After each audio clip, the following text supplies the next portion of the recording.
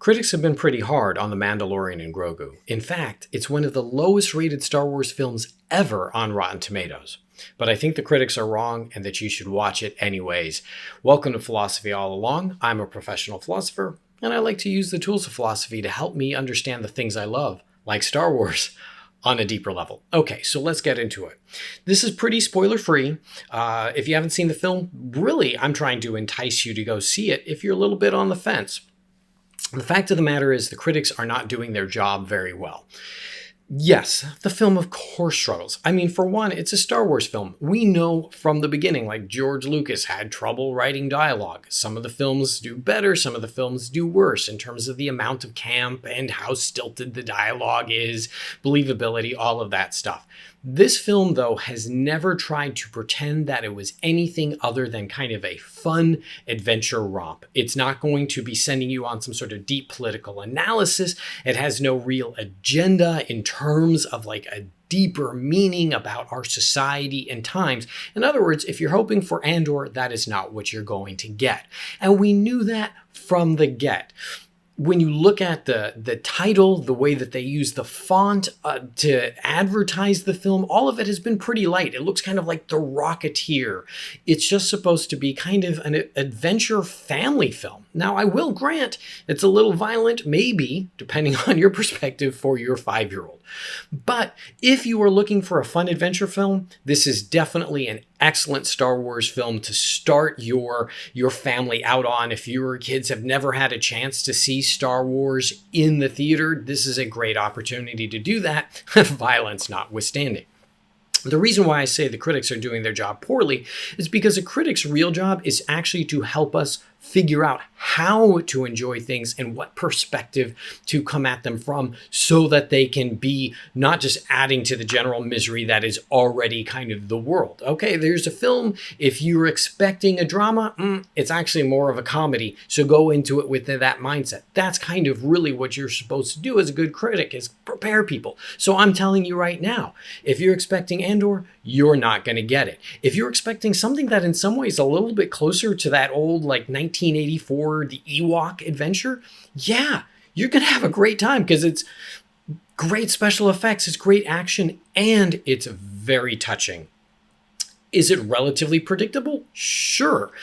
Because it's not trying to break the mold, it's not trying to do something new, it's just trying to take us on a nice little adventure where we get the opportunity to have some character development and time with a relationship that really has struggled in Star Wars. And by what I mean is the father-son relationship, right? We got people like Vader. We got a lot of father figures who don't do a great job, ranging from maybe even Obi-Wan.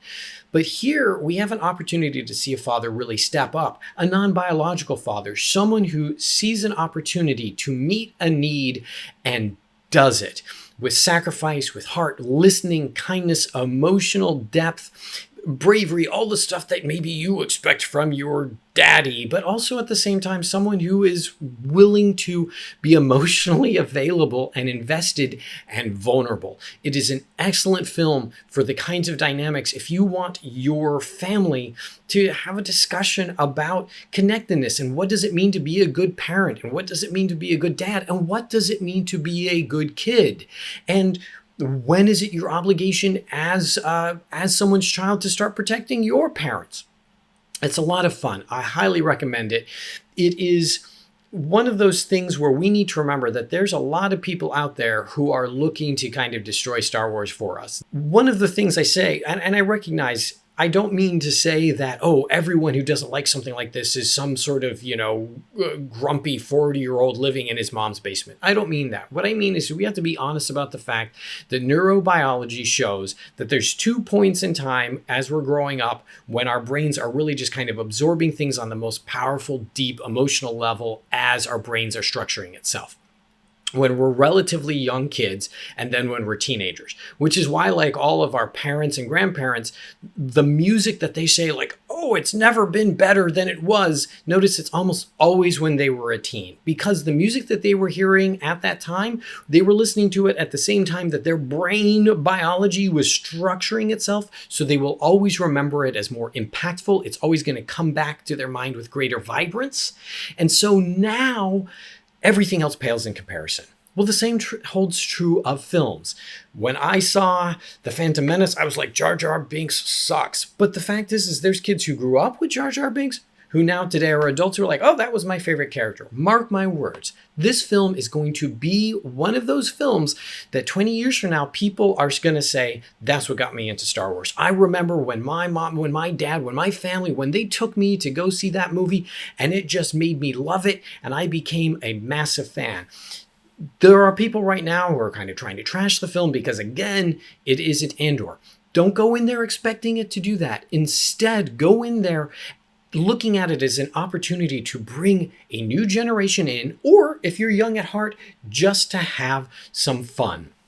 Star Wars, we need to remember, was never about just making some sort of political commentary or commentary on the Vietnam War, which the original Star Wars film did.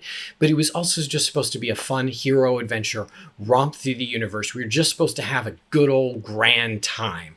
And that's why, in all honesty, shows like Andor struggle being Star Wars, because as we've become jaded adults, we wanted Star Wars to mature with us. And now that we're kind of looking at the world and it's kind of crappy, we want Star Wars to be honest and have integrity about those things. This is, in a lot of ways, and forgive me for this, destroy me in the comments, peak Star Wars. And by peak, what I mean, it's fun. Young people are going to love it. You get a lot of action. There's touching moments in it, and you get to explore a galaxy that in a lot of ways still remains a mystery. You're going to look at it and go, I don't know if I quite buy that. I remember when Jabba the Hutt looked like this, and now the Hutts kind of look more CG, or maybe there's too many puppets or whatever it is. But young people are not going to see that. They're just going to see Hutts, and they're going to see Grogu, and it's all going to be real and visceral for them, and it's going to ground itself in their brain structuring. And we should take a lesson from those young people. Take a minute, step back, go see a movie, support your local movie theater before they all go out of business.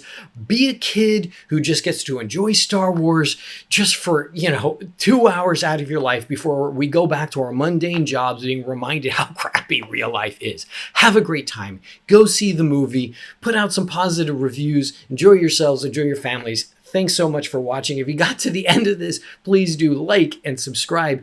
Share what I'm doing with some of your friends. I'm trying to grow the channel. I really appreciate it. Have a great day. And as always, may the Force be with you.